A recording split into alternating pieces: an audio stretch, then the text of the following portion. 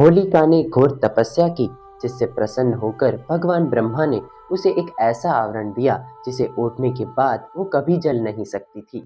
प्रसन्नवदना सौभाग्यदा। सतयुग में एक दैत्य हुआ हिरण्यकशिपु।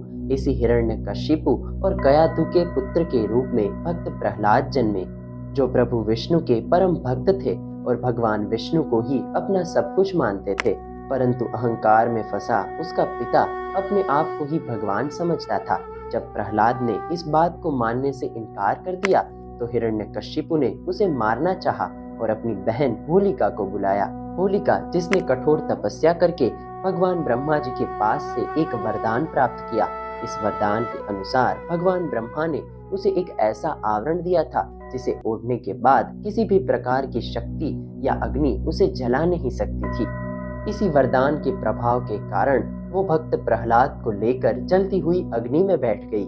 होलिका ने अपने ज्ञान के बल पर इस वरदान को प्राप्त किया था, परंतु इसका उपयोग उसने अपने भाई के अज्ञान को छुपाने के लिए किया। परंतु अज्ञान को कोई भी ज्ञान का आवरण लगा दिया जाए, अज्ञान को एक ना एक दिन खत्म तो होना ही है, और सत्य तो वैसे ही सबके सामने होता है। इसे कोई पर्दे या आवरण की आवश्यकता ही नहीं होती। होलिका का आवरण उसके ऊपर से उठ गया और वह जलकर भस्म हो गई, और भक्त प्रहलाद अपनी भक्ति की शक्ति के कारण बचे रहे।